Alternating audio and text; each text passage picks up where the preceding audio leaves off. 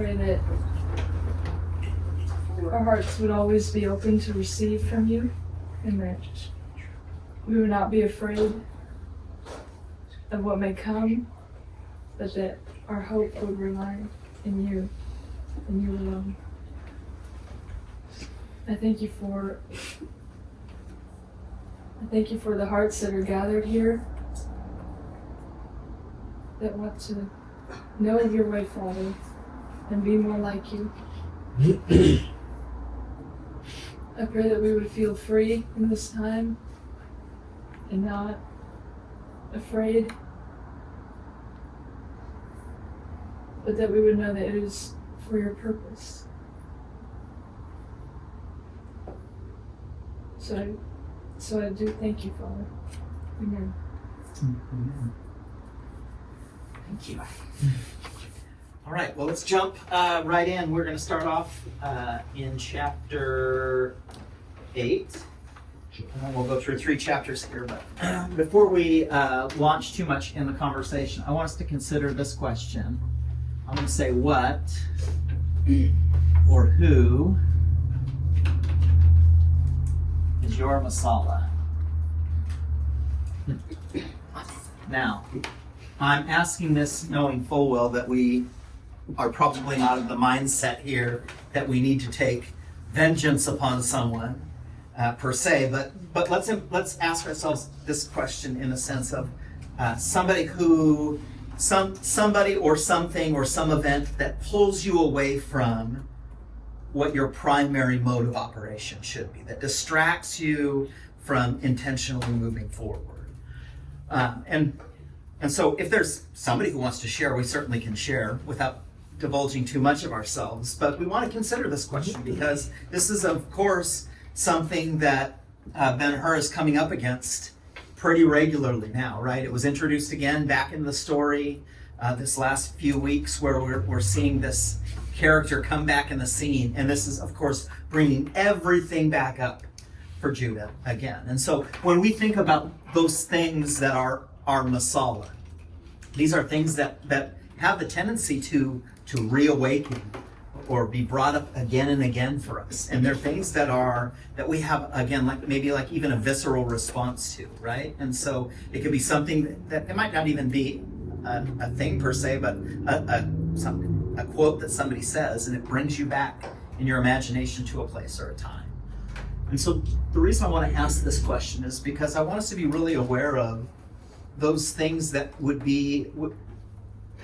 can easily ensnare us or set a trap for us. How many of you have experienced where you're walking through life and similar things show up for you again and again and again, and they tend to derail you from maybe even some of the good progress that you have? Well, is this not, well, let me ask you, where is that sourced from? Why do these similar patterns come up for us, these masalas? Can we identify maybe why they come up or what that's about? To bring about growth. Mm-hmm.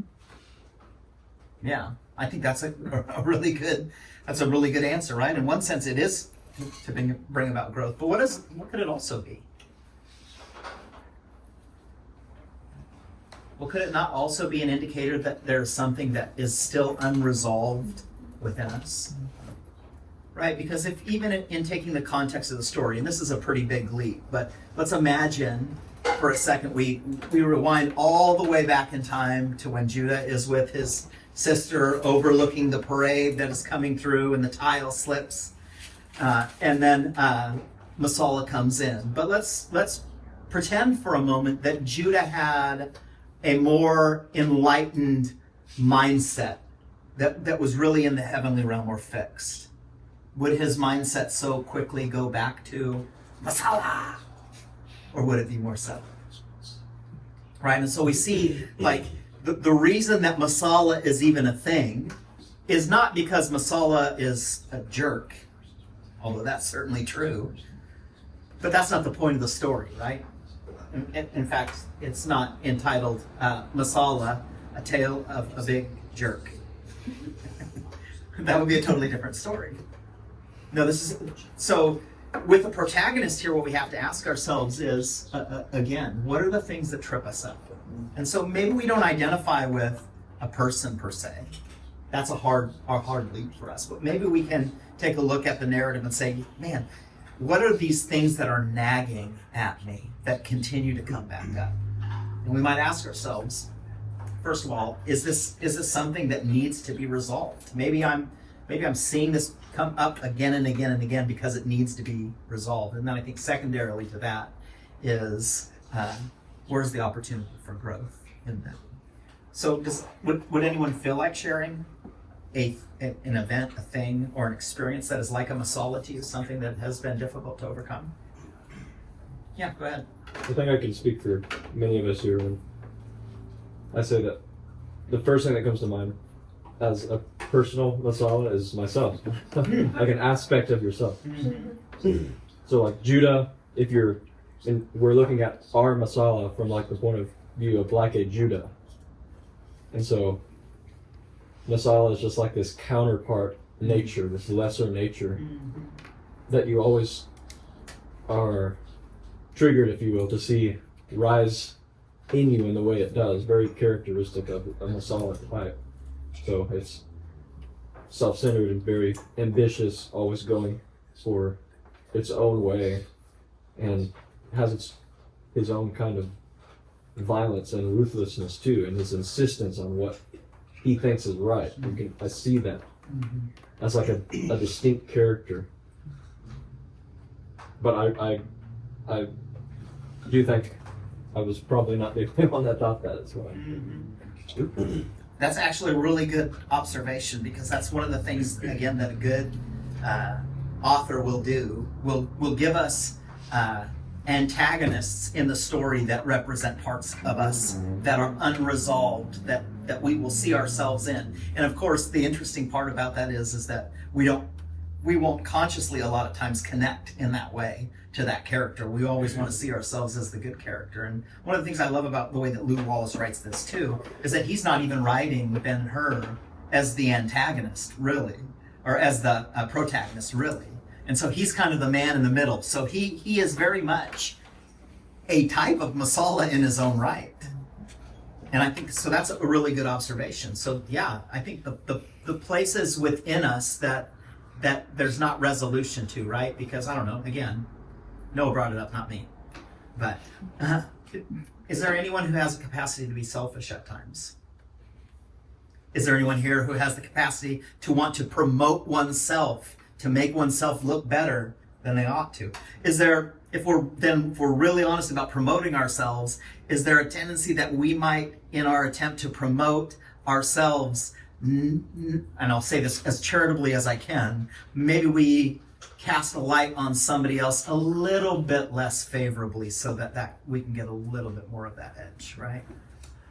And so yeah, I think that's a really good observation. And of course, this is the challenge with that question, right? Because to say that we have a Masala, if we're not careful, and we portray this thing or this person or this event as being our demise, well then that really, what that does expose is the Masala in all of us. I really like connecting it, and I won't expound on this too much because you can take it wherever the story takes this relationship between Judah and Masala, but even reflecting on how that works with the Judah in us, whatever that represents, wanting to exact vengeance on this lesser nature, is actually not the right way to go about it. Yeah.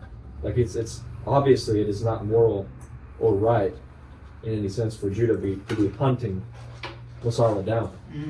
I don't really think that's how God would have us even deal with the lesser nature. There's the crucifixion of that lesser nature is, in a way, not within our own power and strength. Yeah. Anyways, no, that's good. And so let's. So if Masala is the antagonist, we have Jesus, who's truly the protagonist, the good force, and we find Ben-Hur somewhere in the middle here, right? So what are these characters meant to both be for Judah? They both serve the same purpose.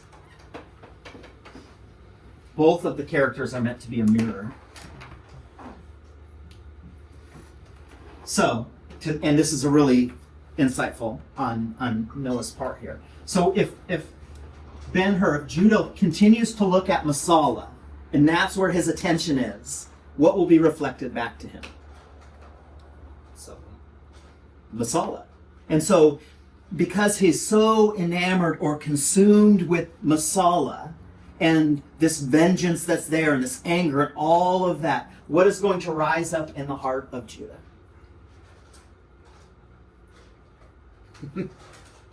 He will become the very thing he is fighting against.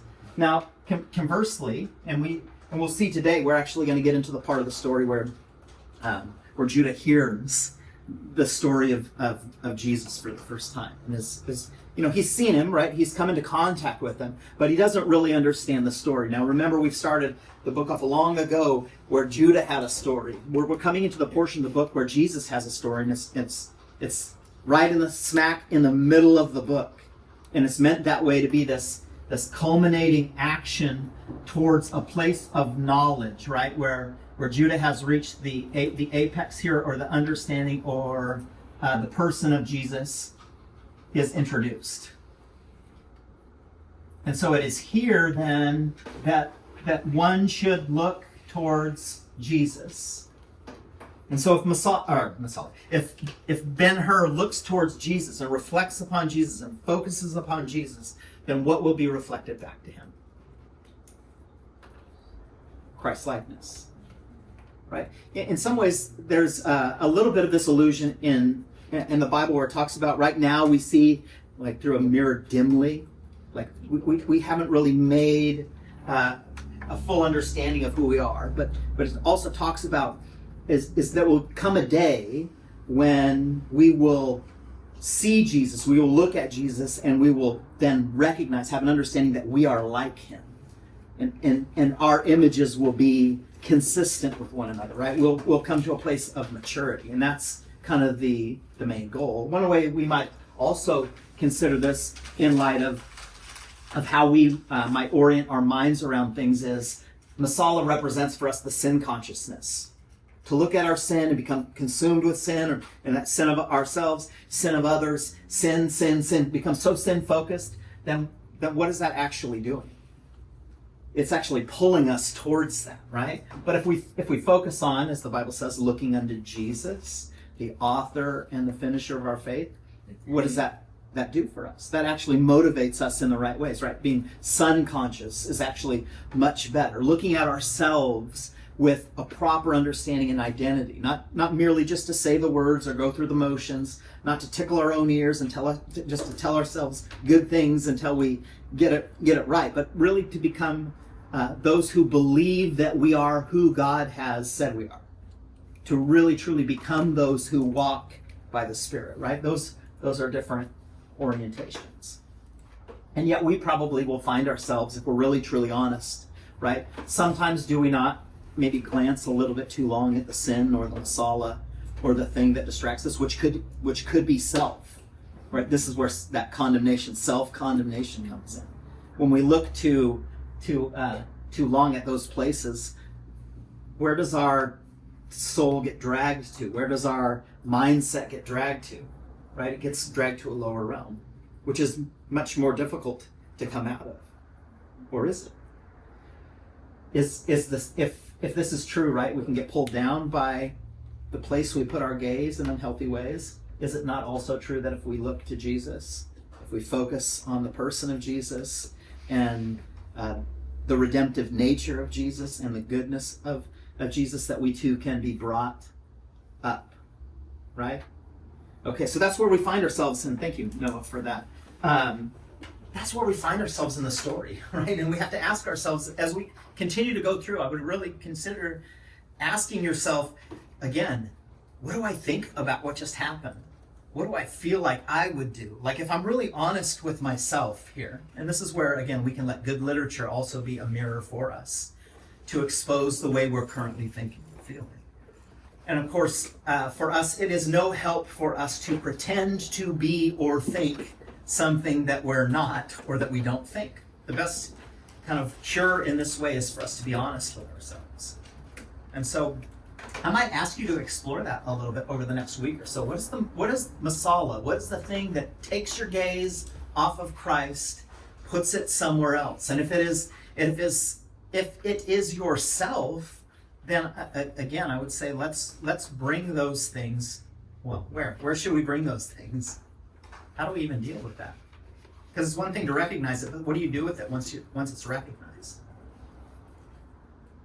Well, should not all these things, whether they're the good, the bad, or the ugly, should they all not be brought to the altar to the Lord, to be presented to Him, to seek His way of dealing with those things, in His time of dealing with those things? All right.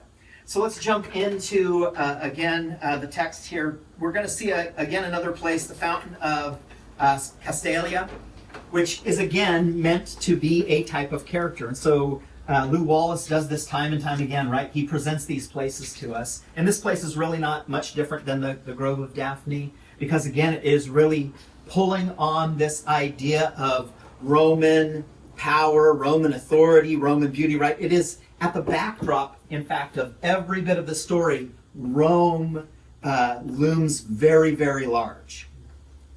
And again, let's just note the play here of how Lew Wallace has named this A Tale of the Christ, which we don't see a lot. In fact, he's kind of the hidden character through there. But what does he portray a lot is Rome and Roman culture. It is through everything, right? Up until the point where Judah is adopted into Rome, and he becomes very Romanized in the way that he thinks. And then he's brought to this place, right? The Grove of Daphne, which is represented in this worshipfulness of Greco-Roman culture. And so we find ourselves in the same light here at the fountain of Castalia, which is again meant to bring to mind this authority of Rome that looms very largely over the characters. And what this is meant to demonstrate for us is a sense that the characters themselves, the people that find themselves there, are a little bit powerless over Rome. In fact, that's what the culture of Rome was really intending to do. The culture was so great, and so this is why they used philosophy and the arts and language, and they had these mighty armies anywhere you would go in Roman culture. This was true of three primary cultures throughout history. And they're all the three primary cultures that have been opposed to God's people, that are like the big guys. And that was Egyptian, that was Babylonian, and that was Roman. They all followed the same script of really what they were trying to do foundationally and culturally is to take over every aspect of one's life, so that you could not escape the Rome or the Babylon or the Egypt that you experienced. It was meant to be stifling in the way that you experienced life. And so Judah again finds himself positioned here in this place, and he begins to consider or talk about or think about his interaction or his observation of Masala. It is in that chapter, maybe about a page in. It starts with this: the truth was, the sight of Masala had set Ben-Hur to thinking. Now this is a really kind of an odd phrasing here, because if it's one thing that we know based on the experience of the book up until now, it's that he's been doing a lot of thinking about Masala, like a whole lot. And so this is kind of really a stark thing to say. Like, this is like Captain Obvious kind of material, like, yeah, duh. But what is this really intending to say here? Well, this is really kind of, a device, a literary device from the author, where he really wants us to now focus in. We know that Masala has been looming large, but what it's doing is actually, it's pulling Masala from the background again to the very forefront of your mind. He wants us to be thinking, as we're reading through, what is going on with Masala? Where is Masala? When will Masala show up? Masala, Masala, Masala. That's the primary place that our mind should come to now. It seems scarce an hour ago that the strong hands had torn him from his mother. Now where is he? He's coming back again to this place of what? Offense. right? He can't shake it. And so in some ways, Judah's Masala is not Masala. It's the offense of what happened at the hands of Masala. It's this event. The thing that really looms over Judah more than Masala, the person, is what happened on that fateful day when his mother and sister were ripped away from him. It seemed scarce an hour ago that the strong hands had torn him from his mother, scarce an hour ago that the Roman had put a seal upon the gates of his father's house. Now again, he's using these real clear pictures, right? He's using others' language, which is how we tend to talk about people, particularly when we're offended or we're hurt. What we tend to do is dehumanize the other, and we make the other the villain, right? The Roman person that did this. Well, technically that's true. It was, in fact, a Roman person that did it. But he's really amping up what? In his own soul, he's really maximizing the villainy of this people or this experience that he had, right? It's this us against them. Now, again, let's think of this in terms of when Lew Wallace was writing this. Who was the other? Well, if you were from the north, the other was who? The south. And if you were from the south, the other was who? The north. And so your Masala, depending on which side of the line you were on, was the other side. And it's very easy to blame the other side. But of course, if that's all we do, right, is to blame the person or the thing, and we don't take stock within our own souls, within our own hearts, the real danger is then we continue to live out an unresolved life because there's always somebody we can find to blame. There's always a situation that we can maximize at its heights. He recounted how, in the hopeless misery of the life, if such it might be called, in the galleys, he had little else to do aside from labor than dream dreams of vengeance, in all of which Masala was the principal.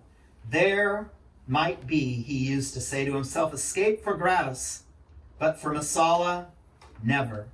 And to strengthen and harden his resolution, he was accustomed to repeat over and over, who pointed us out to the persecutors? And so what we see here again is that he's elevated Rome, right, to this great lingering evil that's behind, but then he uses gratis as this literary device to say, I hate Rome, but all the more I hate Masala.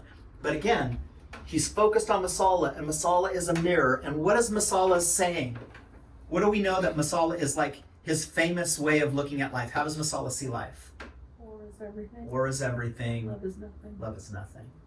So what part of Judah's heart is being exposed here?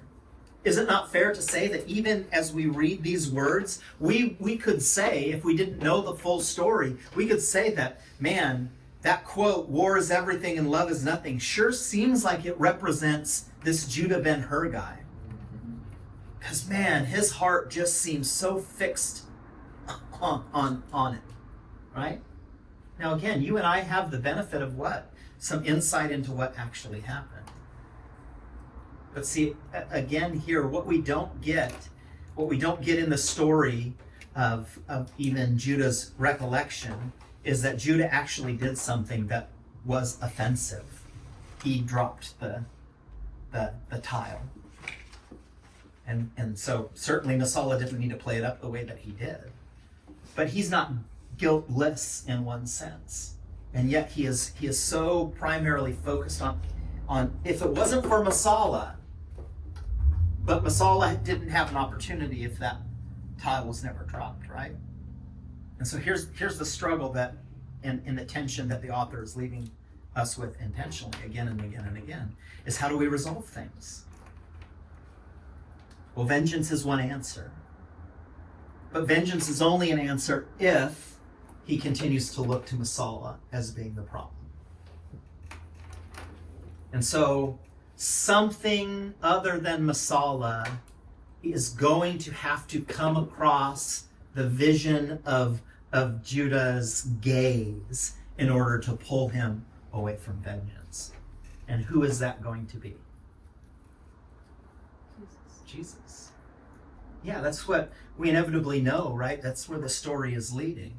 But he doesn't know that, right? All he can see here is vengeance.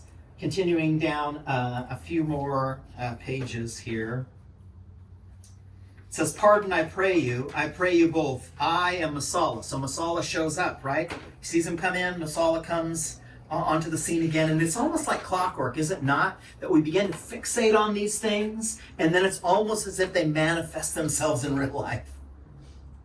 Right? And so we might see this in the way of like, you're having a difficulty with a person you haven't seen in a long time, and maybe it's even somebody you haven't even thought about for a while, but then for some reason you were thinking about them and you thought, man, that last interaction didn't go well. I guarantee you, the next time you're at the grocery store, who's walking by you?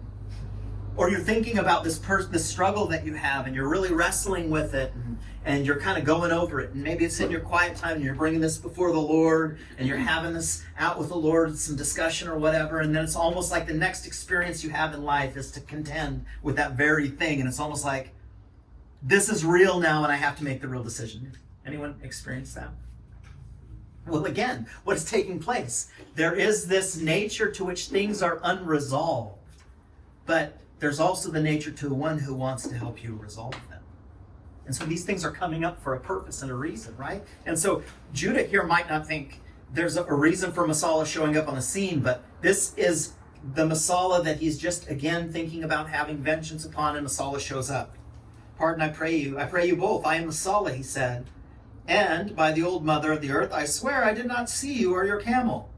As to these good people, perhaps I trusted too much to my skill. I saw to laugh at them. The laugh is theirs. Good may it do them. Like, he just is annoying, right? Does anyone like Masala? Is anyone who's like, man, this Masala guy, right? Does it, when you read that, can't you get just a sense of Masala? Doesn't it just feel like, ugh. So weird, I kind of like him. I hope he gets on board. Well, you hope you might like him in that way. But even when he shows up on the scene, you kind of have this distaste for him. Why? Because the author wants Judah's Masala to be your Masala. The thing that you distaste. See, he's actually wanting to build in you a little bit of like, vengeance. Yes! Yes! In fact, he deserves it. Let him get his. That's exactly the intention here of the author. Moving down a little bit more. It says, Ben-Hur turned about to do the favor and was face to face with Masala. So notice how the proximity goes. He's thinking about Masala. He sees Masala coming. He's face to face with Masala. Blood pressure is probably just rising. Anxiety. All of these things are probably being manifested in Judah's heart and life. But what we don't see with Masala is that Masala is even aware. Right? Masala doesn't cry and say, Judah, my friend, I thought you were dead. Like, there's none of that. But there's this, again, this tension that is meant to be here. And when the author brings us tension, what does he want? What does an author want when he puts tension face to face with us? He wants there to be some kind of resolution. But how that tension is resolved is, again, a mirror to us. If we feel this tension here and we think, get him.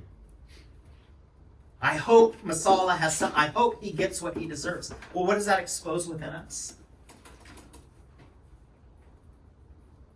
Where is our attention and our desires being focused on? The wrong place, right?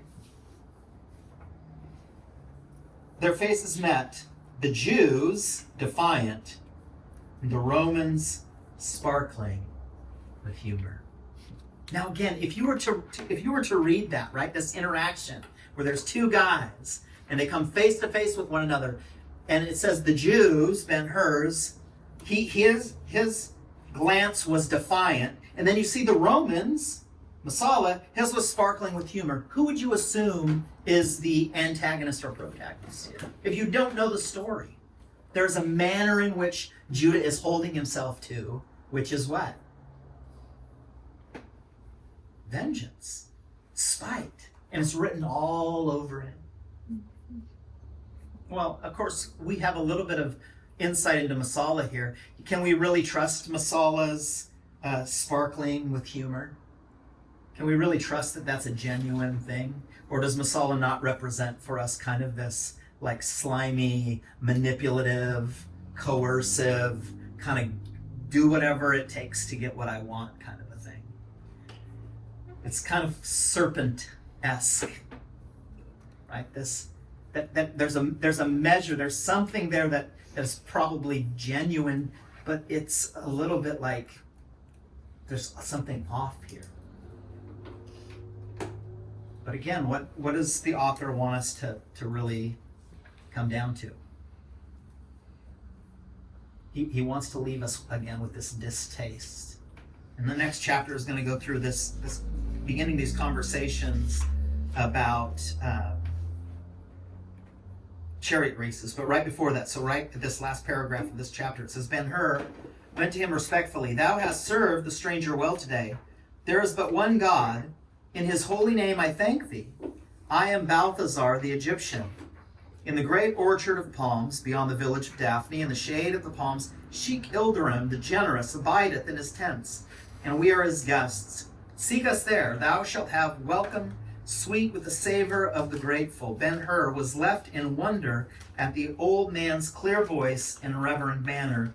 As he gazed after the two departing, he caught sight of Masala, going as he had come, joyous, indifferent, and with a mocking laugh. And so what's taking place here?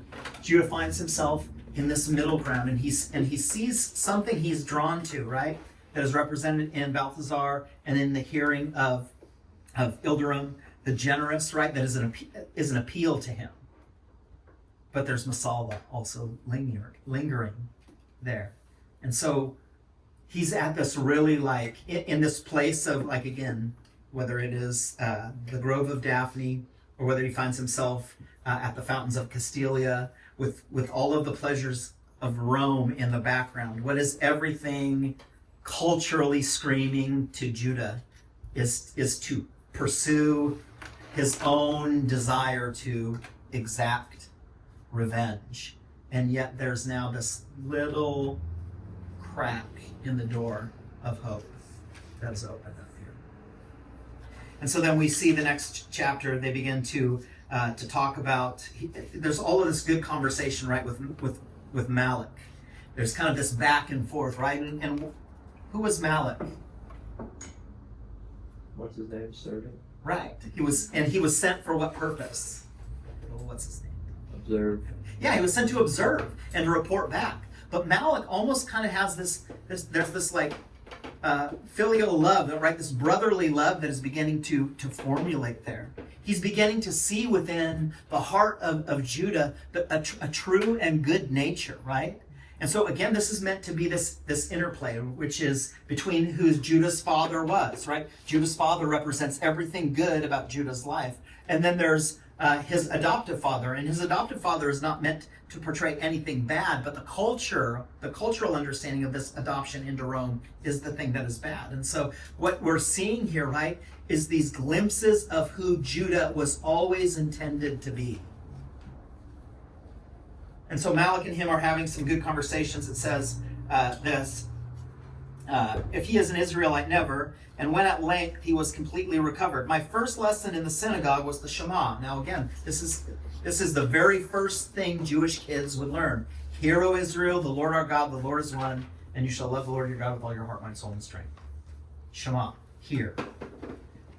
My next was the saying of the son of Sirach, honor thy father with thy whole soul, and forget not the sorrows of thy mother. And so it's again primarily putting this focus back into what kind of culture? In the Jewish culture. And so there's a way that we have to listen to God, but then there's a way that we honor and respect the parents that we've been given. And what the father represents here is the honor of what the authority or the pattern there. And then the sorrows of the mother are always associated with those things that are travailed over, the difficulties. And so a mother weeps not because it's wrong to weep, but a mother actually is intended here to water the heartbreak or the circumstance with her tears, to be a covering and a protective. And so it's not sorrow in a negative sense here, it's sorrow in a positive sense. And so what it's actually doing is highlighting the way that fathers and mothers are meant to be positioned in one's sight and the covering that they provide for them. And so again, this is a little glimpse back into what kind of culture? A former culture, the Hebrew culture, which is again meant to be a stark contrast to Roman culture. Because Roman culture is not about listening, it is about doing as you're told. It is a demand of power, and it is not paternal in the sense of a loving father or mother. But again, it is more militaristic and powerful in its rigorous demands of things. And so this is again played out, right? This difference between Judah being a Jew and Masala being a Roman. Let's see how much time we have, because I want to get to it. All right, and so let's actually jump to chapter 10, because I want to read a pretty good portion of it. Is there any thoughts or questions here? And it's pretty straightforward, yeah? And so then Judah gets led to with Malak, and then he's going to come into a full and true understanding of the story of Balthazar and the wise men. A few pages in, maybe for you, on this last chapter, it'll say, a good many years ago, 3 men called at Ilderim's tent out in the wilderness. So who are these 3 good men? Wise men. Yeah, they were all foreigners, a Hindu, a Greek, and an Egyptian. Now again, notice how the author is bringing us back to the culture before they became sons of God. So he's reflecting upon this intentionally, right? He's putting them back in this who they were, not who they are.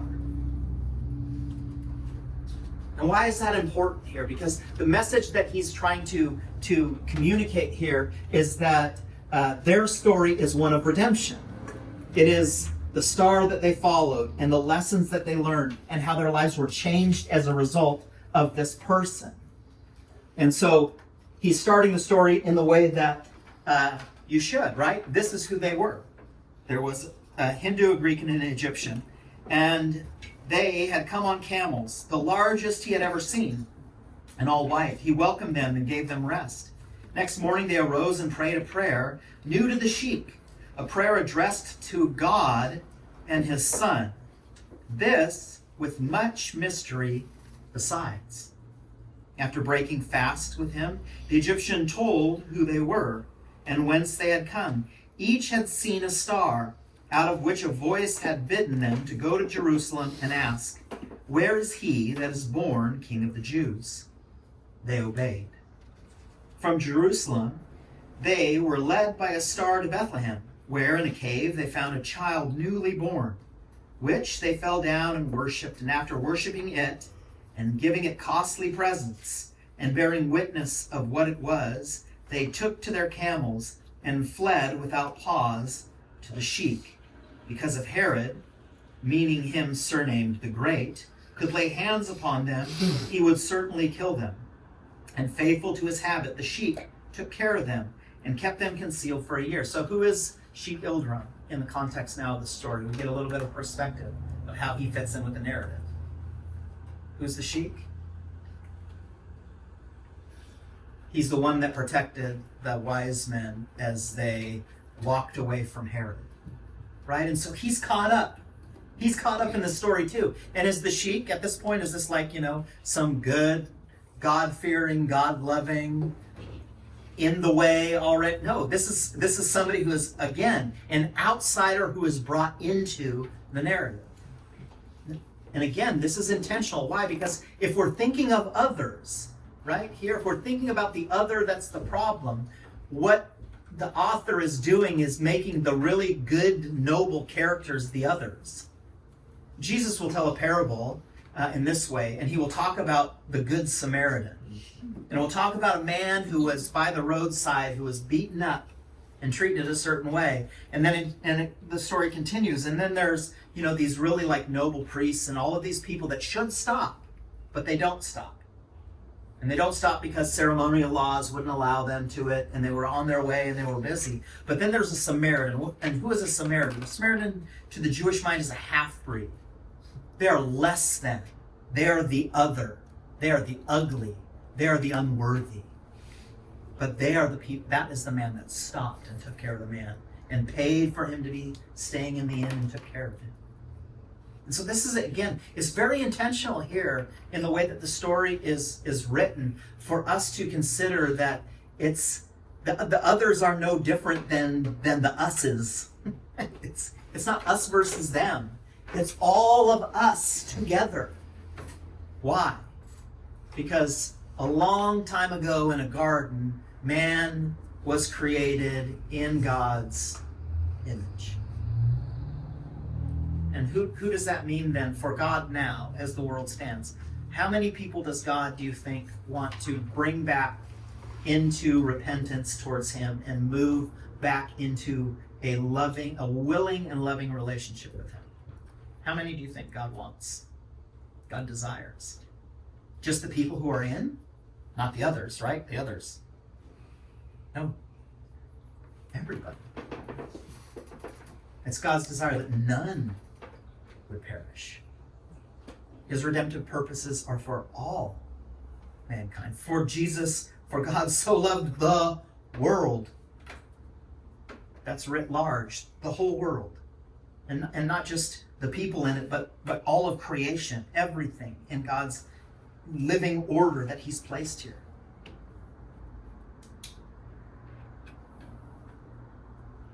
And faithful to his habit, the sheep took care of them and kept them concealed for a year. When they departed, leaving him with gifts of great value, and each going a separate way. It is indeed a most wonderful story, Ben-Hur exclaimed in its conclusion. What did you say they were to ask at Jerusalem? They were to ask, where is he that is born the King of the Jews? Was that all? There was more to the question, but I cannot recall it. And they found the child, yes, and worshipped him. It is a miracle, Moloch. Ilderim is a grave man, though excitable as all Arabs are, a lie on his tongue is impossible. All right, and so now we have what? We have a Hindu, a Greek, an Egyptian, and an Arab, right? All of the other cultures that could be represented get represented here. And all of those cultures are pointing towards what? This king. Moloch spoke positively. Thereupon the dromedaries were forgotten, and, quite as unmindful of their riders, they turned off the road to the growing grass. Has Ilderim heard nothing more of the three men? Asked Ben-Hur. What became of them? Ah, yes, that was the cause of his coming to Simonides, the day of which I was speaking. Only the night before that day, the Egyptian reappeared to him, right? And again, I love how he's using this illusion, right? He thought about him, and then he shows up again. And so the lessons that we need to learn always show up in the times that we need to learn them. Like, it's not a mystery that God will plant something in our heart and mind and then give us the opportunity really nearby to address it. That all is part of God's sovereignty, right? As somebody who sits above and who is authoring the story in which we find ourselves. Where? Here at the door of the tent to which we are coming, how knew he the man? As you knew the horses today, by face and manner, by nothing else. He rode the same great white camel and gave him the same name, Balthazar the Egyptian. It is a wonder of the Lord's. Ben-Hur spoke with excitement, and Moloch, wondering, asked, why so? Balthazar, you said. Yes, Balthazar the Egyptian. This was the name the old man gave us at the fountain today. And now notice how things are beginning to connect really quickly, right? They're building upon one another. And so this is in Judah's mind and heart, and he's hearing the story, and he's getting swept up into, where's his gaze going now? Is he still stuck on Masala? Notice how even the tone and the tenor of this conversation is pulling his affections and his attention somewhere else. This was the name of the old man gave us at the fountain today. Then, at the reminder, Moloch became excited. It is true, he said, and the camel was the same, and you saved the man's life. And the woman, said Ben-Hur, like one speaking to himself, the woman was his daughter. He fell to thinking. Now, again, what happened when we started out? He was thinking about Masala, but now he has fallen to thinking again. But what is he thinking about? It's something different. There's been a shift in his mind. One could say that he has repented of his fixation upon Masala. He has turned away from it. Now, he's not doing this intentionally, really, as much as he is being drawn away, brought into. Well, in the same way, the book of James actually talks about when we enter into sin, it's because we are drawn away by our sinful desires. We are drawn away.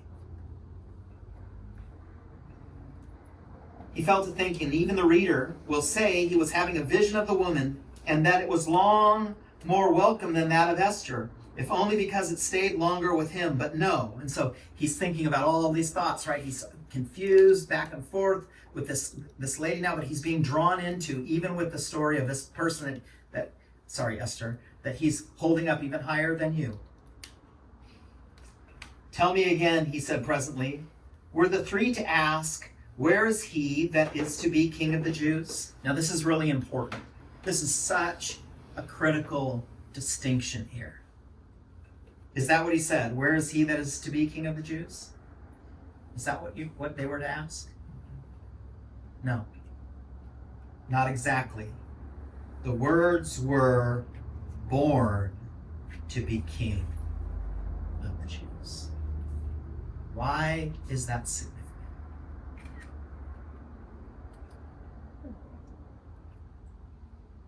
Because Herod, like Saul of the Old Testament, was a king by man's will. But Christ, like David in the Old Testament, was a king that was born to take a role in. And so we might even say it this way, you guys, and I want you to give some reflection this week on this. I want you to consider your life here and now, in the present tense. I want you to think of your life when it comes to Christ. And I want you to think of this question. For many of you, all of you, you were born into families that already held a certain pattern of belief. Faith, right? So you were born into faith. Right? No doubt that early on in your young lives, you heard the story of Christ. You were told the story of Christ. But when was the time in your life when you, as an individual, became, in your own understanding, in your own willingness, you became born into? It became your own. It became a faith that not because your parents believed, but because you believe. See, there's a difference between having a king and one who is born for this purpose. Just like there's a difference between knowing who God is and being from a Christian family and being somebody who is now in the way, a Christ follower. Somebody that is actively pursuing it. And here again, this is what the narrative wants to draw us into, is this idea of actually becoming born again.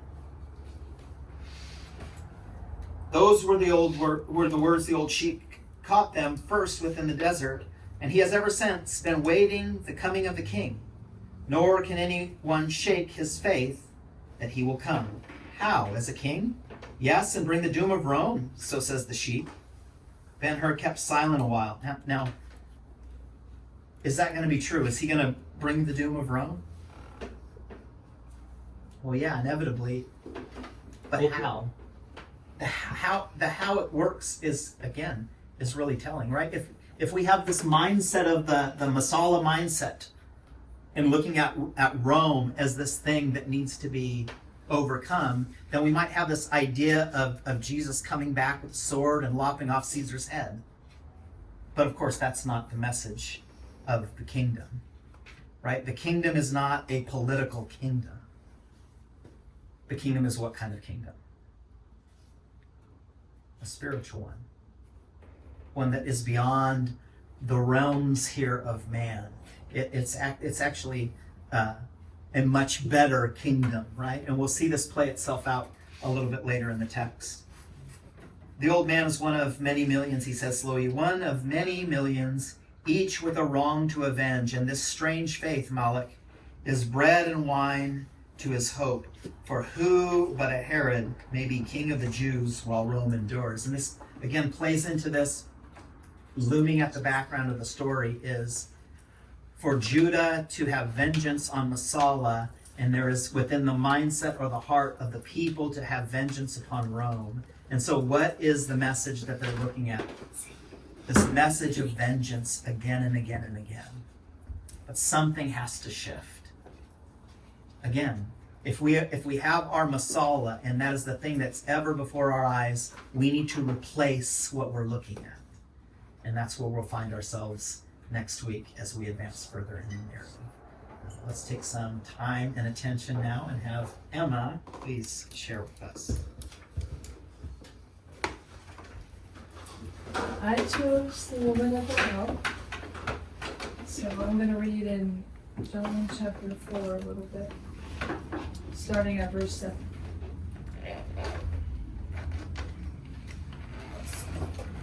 A woman from Samaria came to draw water. Jesus said to her, "Give me a drink." For his disciples had gone away into the city to buy food. The Samaritan woman said to him, "How is it that you, the Jew, ask for a drink from me, a woman of Samaria? For Jews have no dealings with Samaritans." Jesus answered her, "If you knew the gift of God, and who it is that is saying to you, 'Give me a drink,' you would have asked him, and he would have given you living water." The woman said to him, "Sir, you have nothing to draw water with, and the well is deep. Where do you get that living water? Are you greater than our father Jacob? He gave us the well. I don't have an answer to that. Is there someone else I can help with? No thanks. Okay.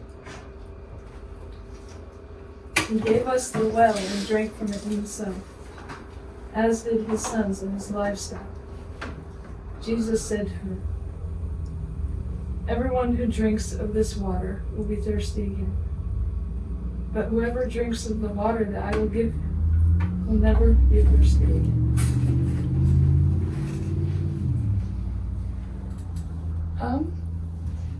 The other day I was rereading this chapter, and I was putting myself in her shoes and thinking about if I was there in that moment, would I believe that he was the Messiah and give up everything for him? And I was really doubting myself and doubting my faith. And I don't know, I was just really struggling with doubt that morning. But anyway, that evening we all had communion together, and almost the entire time Tim was talking about believing and trusting in the ways of the Father. And anyways, after that time together, I went to Kim and I told her, I was like, I really don't know if my faith is in the right thing.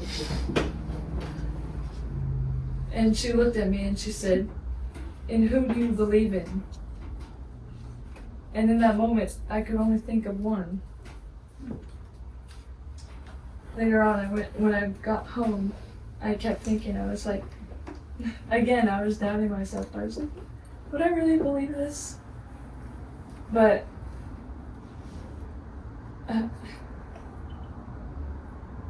I didn't need anything else to confirm it, because I knew that I would believe. Just because, not because I need something, proof, that will make me believe, but when he answered me through that time when we had communion together, I knew that he was the one.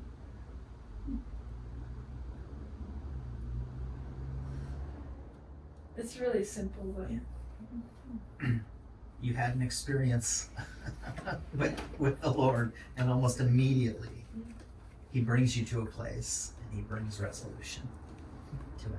In the same way that lady at the well, I had to imagine when Jesus is reading her mail and telling her things about herself and presenting it with her, right? The truth of God when it comes in such a way just illuminates everything.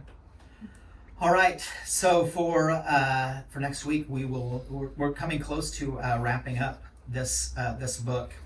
I'm very hopeful that I will have a special guest lecturer named Tim who will be jumping in with me when we talk about the kingdom here pretty soon. I'm just subtly suggesting that he might have some things to share as well. But the assignment will be by the next 3 weeks to have all of chapter 5 read. And then what we're going to do after we're through this next chapter is we're actually going to come to the end of the teachings. And then we're going to be reading together. So as always, you can read through as much as you want past chapter 5, but I'm going to hold back from assigning readings, and then we're going to get into a more clear pace of read it this week, and then we're going to cover that this week. Because book 6, 7, and 8, we're going to move through at a little bit more brisk of a pace. Because really where we're at right now is so much of the heart of what needs to be communicated for us. And so again, let's just put this back into context. Judah, like we do sometimes, finds himself in a culture. So when we look out in the culture that's around us, it is a culture that is has a very high level of patriotism for its cause. And so you see that in the Roman culture, that everything is about the power of Rome, and he's actually seeing this play out in the Jewish culture, which is having this mindset of Judaism being a political way of going about things. And this is kind of where the narrative is going to take place. It's this fight between two political powers. And what we're going to actually see is that the kingdom does not fit into either of these mindsets. It's actually a mindset that transcends both of these political things, right? When we look at our culture today, our modern culture in America, it's just, it's sad to see how separate we are based on political ideologies, as if political ideologies were the end-all be-all of things. And it's this mindset of the other, right? Whatever side you're on, the other being the wrong side. It's that kind of mindset that actually tears apart, that actually tears down. And of course, you and I both know, right, that we cannot be divided in this way. That the message of Christ, the gospel of Christ, is not a political message at all. But there's a greater kingdom that we serve in a greater kingdom way. And one of the ways that we might find really helpful, and again, I want to thank you for that observation. It was really helpful today. For us to consider, even as we look at our Masala, is what are we putting our attention on? And that's a genuine, needs to be genuinely asked and answered. Because if we don't genuinely ask and answer that question, and we just jump to the answer we know we should give, right, which is God, we actually miss the opportunity for the growth patterns in our lives. What is really good is to find yourself struggling and saying, I'm kind of doubting myself, and wrestling with the Lord, because the Lord will provide, right? He will provide answer, resolution. All right, guys, I think that is it for this week. Thank you all.